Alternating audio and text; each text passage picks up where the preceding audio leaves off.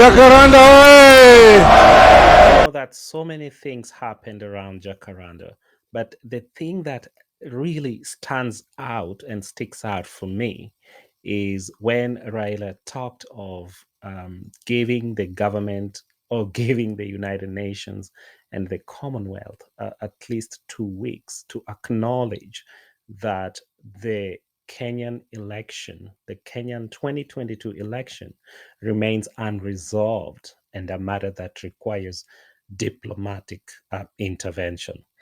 And so somebody might be wondering, how is Israel gonna pull through this international diplomatic endeavor? And how this happens is that this came after Raila was coming from South Africa. So, who is the president of South Africa? It is Cyril Ramaphosa, his friend since their youthful days. Remember that Jaramogi, who was a key, key opposition and also government figure in Kenya, had very close working relations with the African National Congress and also with the Chama cha Mapinduzi. So Jaramogi was a personal friend of Julius Nyerere, and even at some point Nyerere came to Kenya, and it's when he discovered that Jaramogi was indeed a capitalist. As opposed to what he had thought of Jaramogi being a socialist. So what is gonna happen is that all these friends Raila has across the globe, we're talking about the South African president, the Indian prime minister, Cote d'Ivoire, Ivorian president, Tanzania, African Union, Congo. He has friends in all these places. The UK, he has friends in the UK Parliament. There's as the truth comes out. Remember, Baba has the burden of proof.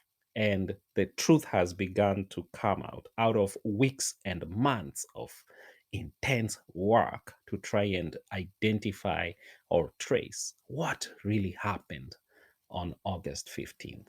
And so the truth is beginning to come out. It's well documented. A whistleblower is coming out and telling us that Raila won with a gap of 3 million votes. So to erase a gap of 3 million votes, some crime must have really happened, some psychopathic kind of crime. A huge crime scene occurred at the Bombers of Kenya. And so there's a cache of evidence that you can get from that. Remember, all these were transmitted through the cloud. And whatever goes through the cloud, of course, cannot stay secret.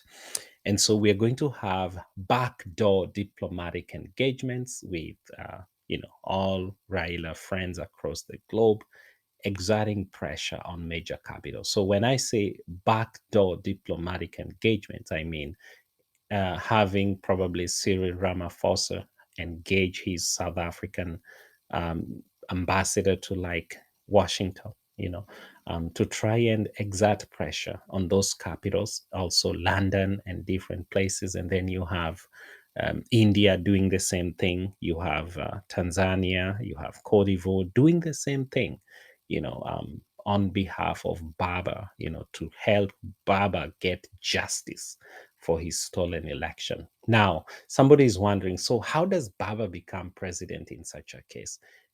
So Ruto, if confronted with the truth, he would be told, so this is where you went wrong. You guys bungled the election. You are enemies of democracy. We can have a fresh election in which you don't participate.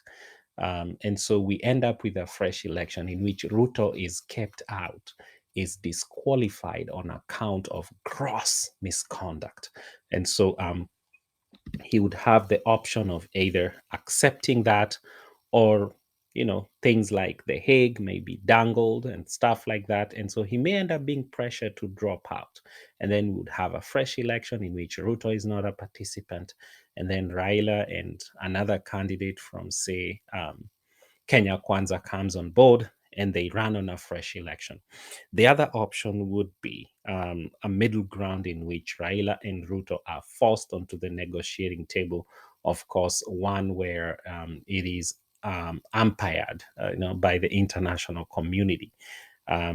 Or the other option would be for them to come up with a transitional government, either established by the two, in which the two are co-equal partners in a co-presidency, along the lines of the 2008 National Accord, in which the two of them establish a government that is along the lines of national unity, or also that would serve about 5 years, or serve for a transitional period to prepare the nation for a fresh election. So I'm talking about a transitional government that would prepare the nation for a fresh election, probably in 1 to 2 years.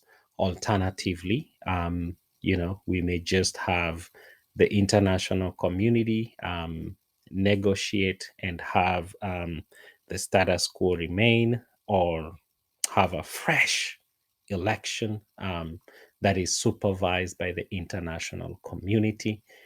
And in some cases, if the truth or the facts are so glaring, then Ruto would be pushed to resign from office and be banished from participating in the election.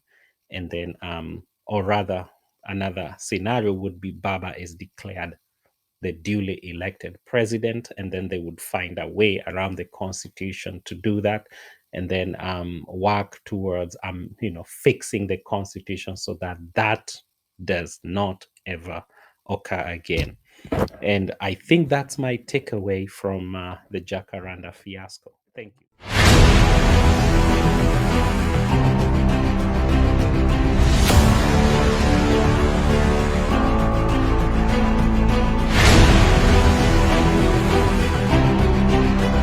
Jacaranda hoy!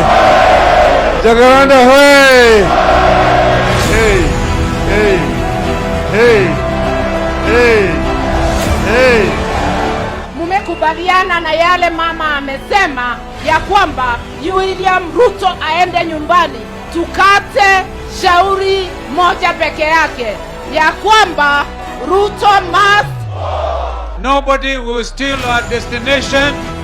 Mungu akisema ndio, shetani hawezi kusema la. In accordance with Constitution 2010 ambayo inapeana uhuru wa Wakenya kuungana pamoja, kufanya peaceful demonstration, peaceful protest.